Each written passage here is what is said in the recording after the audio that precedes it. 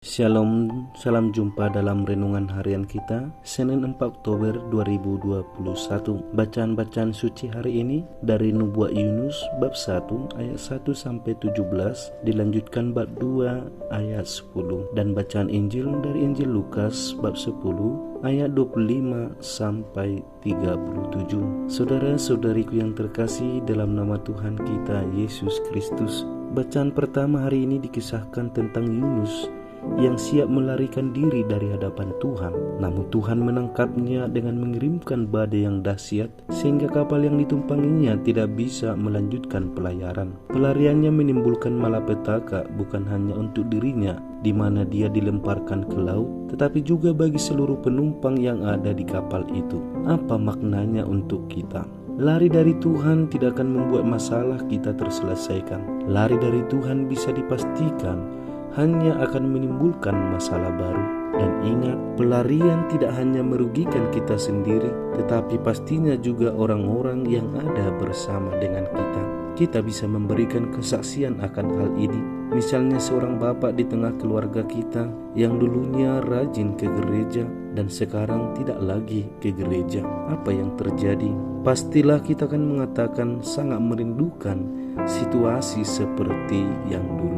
Dalam konteks relasi di antara manusia, Tuhan menegaskan relasi yang sungguh diharapkan untuk kita wujudkan lewat kisah seorang Samaria yang baik hati dalam bacaan Injil, yang menolong seorang yang dirampok penyamun, bahkan kemudian dipukuli hingga setengah mati. Banyak orang di luar diri kita yang sungguh membutuhkan pertolongan.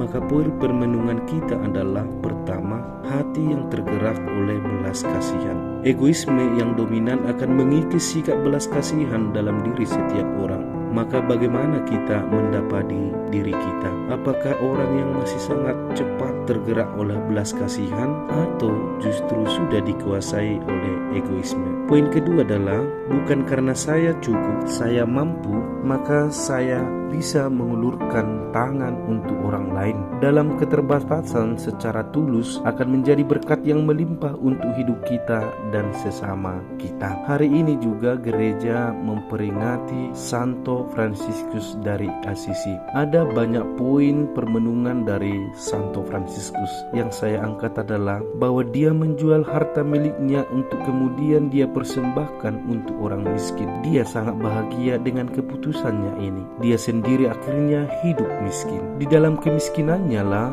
dia semakin kaya di hadapan Allah dan juga di hadapan orang banyak. Di dalam kemiskinannya juga ia selalu tergerak oleh belas kasihan untuk orang-orang yang membutuhkan. Saudara-saudariku, banyak orang yang membutuhkan kita.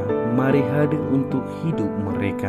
Bukan yang besar yang harus kita buat untuk hidup mereka, tetapi tak kala kita hadir dengan penuh belas kasihan, dengan penuh persaudaraan, maka kita telah berarti untuk mereka. Maka semoga kita semakin bisa merenungkan kehendak Tuhan ini, menjadikan diri kita berkat bagi orang lain. Shalom, Tuhan memberkati.